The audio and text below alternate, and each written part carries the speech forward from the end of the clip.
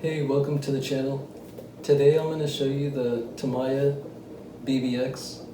This is a two-wheel drive 110 scale buggy, and I'm going to show you everything you need to know if you're planning to get this RC car.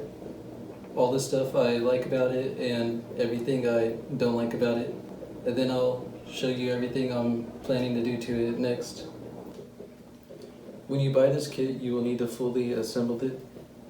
This is where I'm at right now. I still need to install all the electronics and cut out the body and paint it. When you put a battery in here, you'll have to take off this body clip. This post slides out and the driver figure here will lift up, and then the battery, you can slide it in through the front here. I was able to fit a 3S battery in there.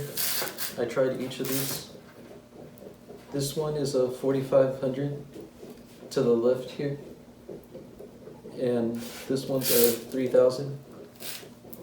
These are both a 3S. This 4500 is a little bit wider, so it didn't fit as well as this one.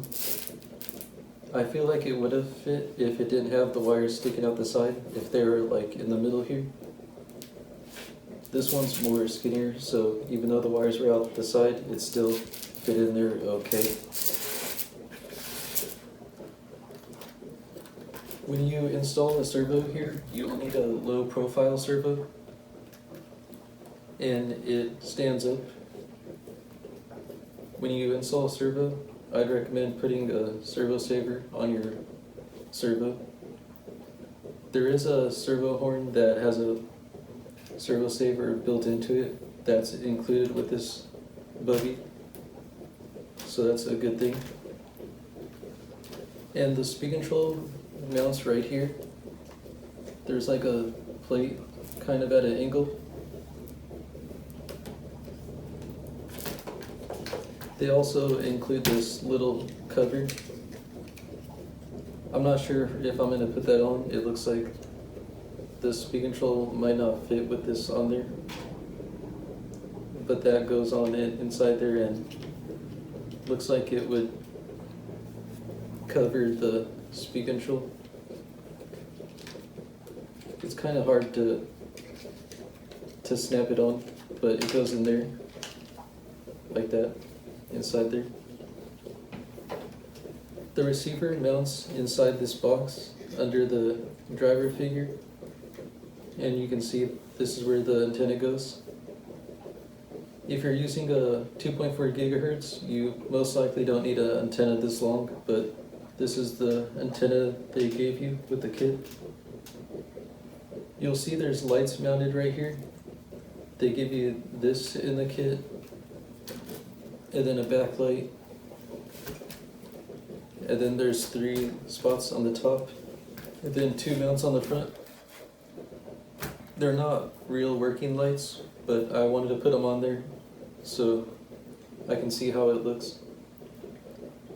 I'll probably switch these out for actual working lights. For the back, if you want to adjust the back, you'd put the washers inside these tie rods. There's a tie rod end with a little tube, and you can put the washer over the tie rod. Then you can have some adjustment to your wheel going like this.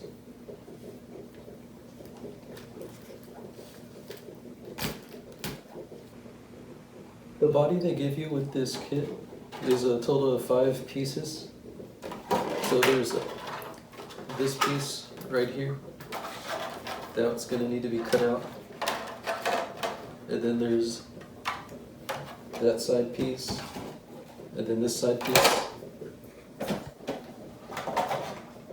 Then there's a piece like this. And then a piece like that. So you have to cut out those and then screw those onto the car. You attach them to the car with some screws and also some Velcro. And then they give you some stickers that you can put on, which are those, and then those. When you're assembling this buggy, they give you some shock oil that just says soft on it, so I don't know how thick it is. It feels like it might be around 30 weight oil, but I'm not sure since it doesn't say. And then they give you the choice of 3 different shock pistons. I chose the middle ones. They pretty much look the same if you're not really paying attention, but there's ones with small, medium, or large holes. So you want to make sure you put 2 that are matching when you assemble those shocks. They give you a switch mount for your ESC. So you have it looks like you have the choice to put that either on the left or the right of your car. Right there next to where the driver is.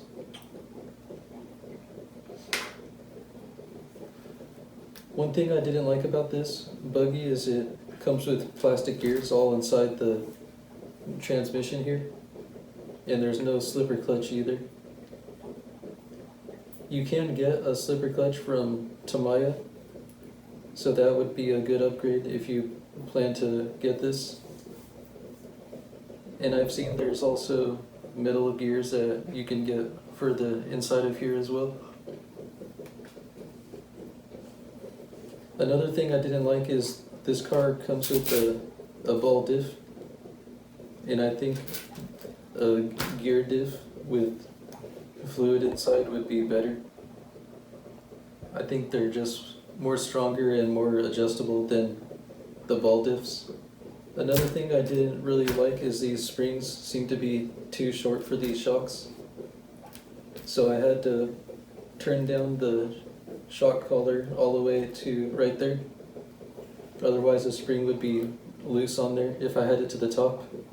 I've noticed when I was building this, some of the screws seem to be kind of weak, because as I was screwing into the chassis, some of them started to strip. The chassis is like a pretty strong plastic, so when you're putting it together, you'll have to be careful with that. Some of the things I do like about this is the tires and wheels. I think they look really nice. Another thing I like is the back suspension. This is similar to like an actual full-size buggy. And I also like the overall appearance of this buggy. I think it looks really nice. They also give you a spare tire mount, which is right here. But there is no spare tire that's included with the kit. Another thing I like about this buggy is there is a lot of upgrade parts on here, so if there is anything that you happen to be breaking or anything like that, you'll most likely be able to find an upgrade of it.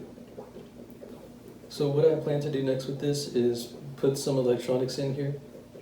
I'm not sure what speed control and motor I'm going to put yet, but that's what I'll be looking for next, and then I'm most likely going to put some metal gears and a slipper clutch, so that way I could run a decent speed motor and be able to use a LiPo.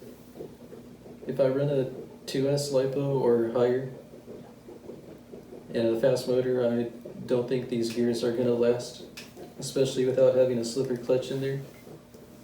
Another thing I'll probably do is add some aluminum parts. I'm not sure which ones yet, but I've seen there is a good choice of some aluminum parts.